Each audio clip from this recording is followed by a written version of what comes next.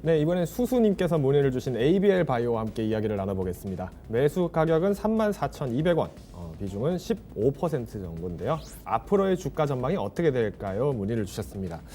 자, 지금 최근 들어서 바이오들 마찬가지로 성장주처럼 굉장히 탄탄한 움직임으로 올라가는 종목들이 많습니다. 어떻게 보면은 사실 모멘텀 때문에 급등락을 반복할 수밖에 없었던 그 바이오들의 아픔들이 오히려 K방역과 그리고 최근 들어서의 한국 내에서의 어떤 바이오 업종에 대한 전반적인 신뢰도 상승으로 이어지게 되면서 주가 측면들도 나름대로 탄탄한 기반들을 다져가기 시작했다라는 부분을 좀 말씀드릴 것 같네요. 특히 이제 ABL 바이오 같은 경우에는 마찬가지로 항암제 관련, 그러니까 이 중에서도 이제 이중 면역 활력 관련돼 있는 렘조팔리맵이라든가 이런 기술 수출까지의 이슈들도 나타났기 때문에 보다 조금 더 가시화가 되는 부분이 있지 않았을까라고 생각이 듭니다. 조금 아쉬웠던 부분들은 이 기술 수출 관련된 부분들이 이제 오늘 또 뉴스에서 한바탕 얘기가 나왔는데도 불구하고 사실 주가 메리트는 10%에서 왔다 갔다 했다가 다시 한번 내려앉았다는 부분들, 즉 전반적인 시장 전체적인 해석에서 보았을 때는 이슈 때문에 또 한 번 떴다가 다시 한번 사그라들 수밖에 없었구나라는 아쉬움이 조금 남았던 자리가 아니었을까 정도로 볼 수 있을 것 같습니다.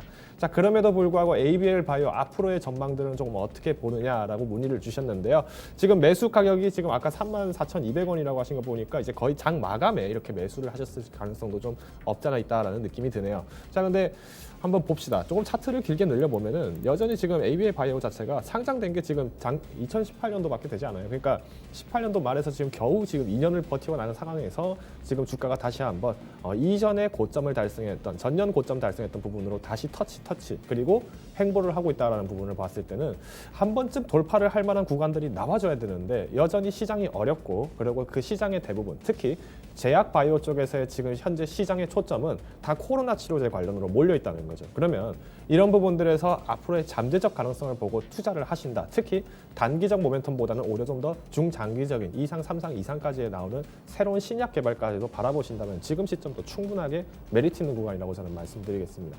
대신 아쉬운 점은 딱 한 가지, 바로 이겁니다.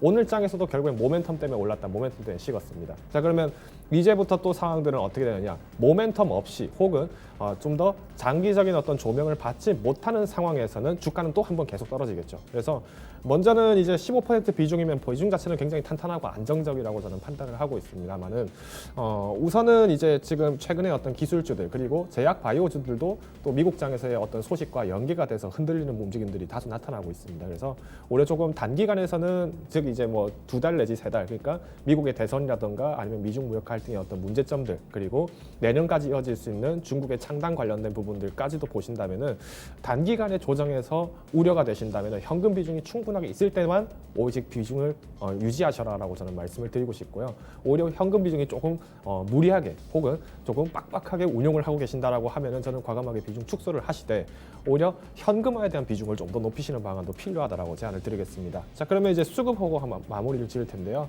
일단 팬데믹 이후부터의 수급 상황 보시면 아시겠지만은 어느 정도 기관에서는 다시 한번 매수에 대한 누적을 지금 유지를 하고 있지만은 그닥 매력적이지는 못한 상황이다라는 부분을 좀 알 수 있을 것 같습니다. 오히려 개인에 의해서 조금 더 주체적인 부분들이 많이 운용이 됐다는 점을 봤을 때는 여전히 개인의 어떤 과거 바이오에 대한 공략 전공법이라고 하죠. 그러니까 모멘텀 나왔을 때까지 기다렸다가 팔고 나오고 다시 사고 팔고 나오고 이런 부분들을 꾸준하게 할 수 있다면은 충분하게 메리트는 있지만 여전히 시장 전반적에서 즉 K바이오라는 태그만 가지고 무턱대고 들어갔다가는 단기간에서 물릴 수가 있습니다. 그래서 저는 오히려 현 시점에서는 조금의 비중 축소 정도는 제한을 드리고 싶고요. 오히려 충분한 현금 여력이 있으시다면 과감하게 기다리셨다가 이후에 추가 매수도 한 번 더 고려해 보실 필요가 있다 정도로 요약을 드리겠습니다.